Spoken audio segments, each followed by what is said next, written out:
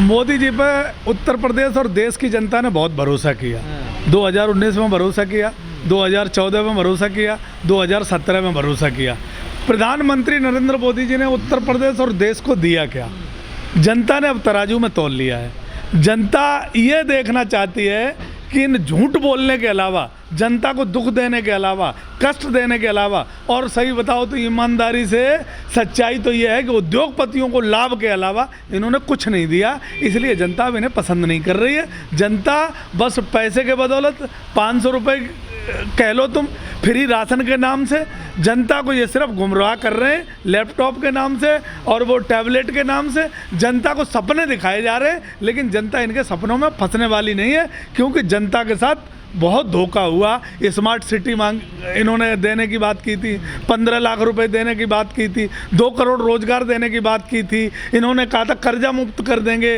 इन्होंने ये कहा था कि आपको कुछ करने की ज़रूरत नहीं है, आप घर बैठे करोड़पति अरबपति बन जाओगे और अमीरों का पैसा हम गरीबों में बांटेंगे। अब हुआ क्या? अमीर और अमीर हुआ, गरीब को 2 वक्त की रोटी नहीं, जिसे 50,000 रुपये सैलरी मिलती थी उसकी 25 हो गई, और 25,000 सैलरी वाला आज वो बेरोजगार हो गया है। दिक्कत उत्तर प्रदेश और देश में ये है, इसलिए इनकी भीड़ कम हो रही है, जनता इन्हें पसंद नहीं कर रही। आप लोग आरोप लगा रहे हैं कि बीजेपी यूपी में खासकर रैलियों को सफल बनाने के लिए जितना सरकारी तंत्र है उसका इस्तेमाल कर रही है। जाहिर सी बात है, आप देखो ना, जितने भी राशन कोटे वाले हैं, जितने भी अधिकारी हैं, तहसीलदार हैं, लेखपाल हैं, जितने भी ग्रामीण सेवा देने वाले लोग हैं, उनको सबको, और यहाँ तक कि दरोगा और एसओ की भी जिम्मेदारी दे दी गई है कि जो बस दे दी है वो तुम्हें भरनी है, कैसे भरोगे तुम जानो।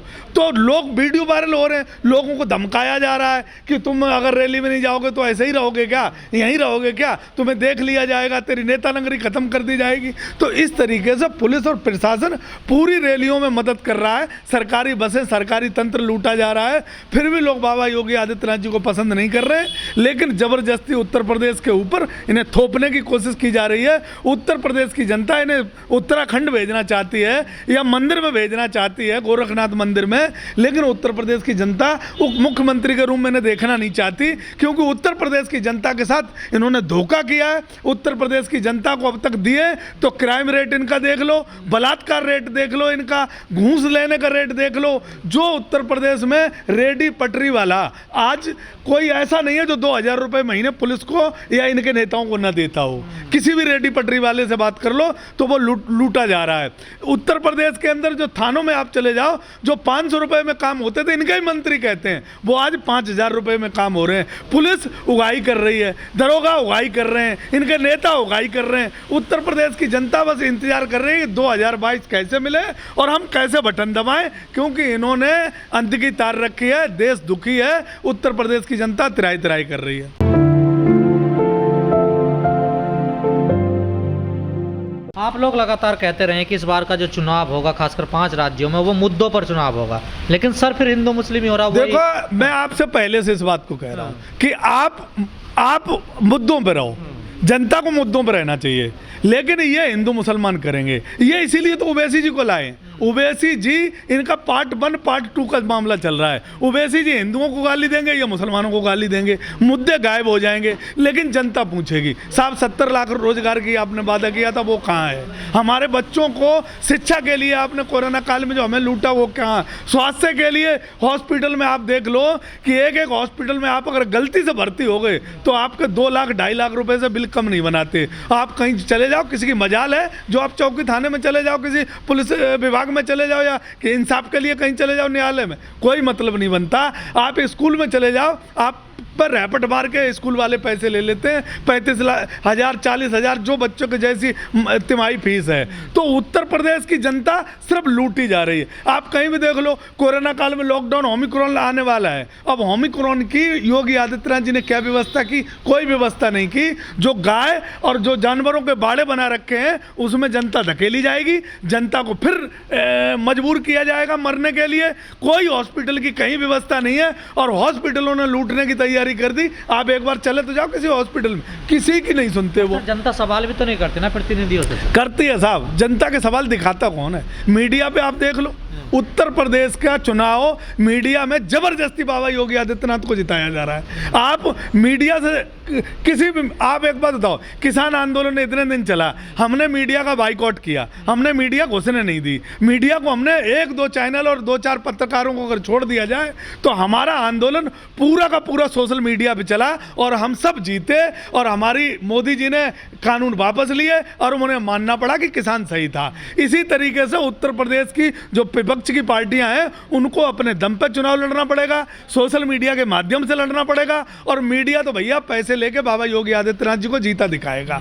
दिन भर आप 2 घंटे आप इनका शो देख लो, आप 2 घंटे नहीं 10 मिनट 15 मिनट इनकी टीवी देख लो, बाबा योगी आदित्यनाथ ये हैं, बाबा योगी आदित्यनाथ, वो ऐड एक चलता है उसमें हजारों करोड़ रुपए लगाए गए। 2017 से पहले ये था 2017, अरे क्राइम रेट बताओ ना, 2017 से पहले क्राइम रेट क्या था और आज क्रिमिनल रेट क्या है? कह रहे मीडिया पूरा जिता रही है। बिल्कुल 2017 से पहले एक बलात्कार कहीं 2 घंटे में होता था, 2 घंटे मतलब एक दिन में कहीं रिपोर्ट आती थी कि बलात्कार हुआ है। आज हर घंटे भर बेटियों के बलात्कार हो रहे हैं, हर 90 मिनट में बेटियों के साथ छेड़छाड़ हो रही है। आज का देख लो ना, कोई है किसी थाने में FIR? हर मंच पर कह रहे महिला सुरक्षित है आज। महिला, उनकी महिला सुरक्षित नहीं है, उनकी महिलाएं जो अधिकारी है नरसिम्हा नंद जो है, जो डासना में बैठा है, क्या बोलता है? उनकी महिलाएं वो कैसे जाती हैं पार्टी में और किन से कौन से सुरक्षित नहीं है, नरसिम्हा नंद जो है वो बढ़िया से जानते हैं। तो इसलिए मैं कहता हूं कि भारतीय जनता पार्टी की जो महिला नेत्री है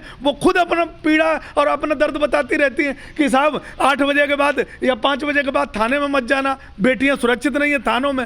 तो उत्तर प्रदेश की जनता भली भांति समझ रही है कि उत्तर प्रदेश में इस टाइम बाबा योगी आदित्यनाथ जी को कोई मतलब नहीं है। उत्तर प्रदेश की बेटियों की आबरू लुटती हो तो लुटो, बाबा को वो तो आपको हिंदू मानने के लिए बाबा हिंदू मुसलमान पर चुनाव लड़ेंगे। एक्सीडेंटल हिंदू हैं। मैं कह रहा हूं ना, हम कौन से हिंदू हैं, हमें उन्हें सर्टिफिकेट लेने की जरूरत नहीं है। जो हम हिंदू हैं वो हम रहना चाहते हैं, उनके वाले हिंदू हम नहीं बनना चाहते हैं और हमारी हिंदू जाति है ही नहीं, न हिंदू हमारा धर्म है। ये उनको समझ नहीं आता, ये देश की जनता को समझना पड़ेगा कि हम सनातनी लोग हैं। अच्छा, हिंदू जो ज़्यादा बड़े वाले हिंदू हैं, जब हाथरस में बेटी का बलात्कार हुआ था, रात को जला दी गई थी, तो कौन सी हिंदू वाहिनी गई थी जो ये विरोध किया था कि भाई तुम बेटी को मत जलाओ, ये हिंदू रीति रिवाज में नहीं है? तुम बताओ, ये हिंदू नहीं है ना। इन्हें हिंदुओं से कोई ये तब तक हिंदू बनते हैं जब तक उत्तर प्रदेश में चुनाव है, और ये तब तक राशन बांट रहे हैं जब तक उत्तर प्रदेश में चुनाव है। उसके बाद उत्तर प्रदेश का गरीब अपनी बेमौत मरेगा।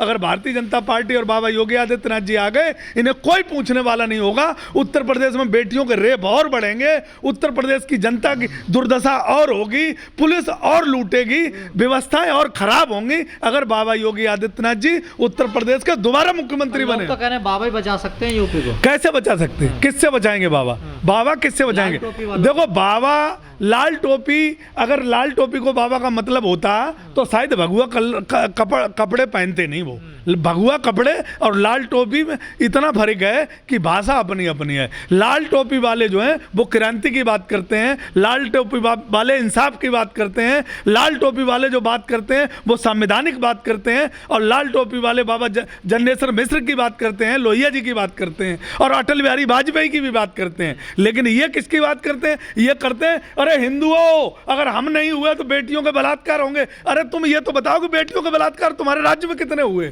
ये तो तुम बताओगे नहीं। मुसलमानों से डर पाने का विकल्प नहीं है। हिंदू इतना बुज़दिल नहीं है कि जो मुसलमानों से डरे। क्रिमिनल होता है, डराया जा रहा है, डराया जा रहा है। और क्या है? डराया जा रहा है। ये बाबा जी क्या बोल रहे थे अभी देव मंदिर में जाके?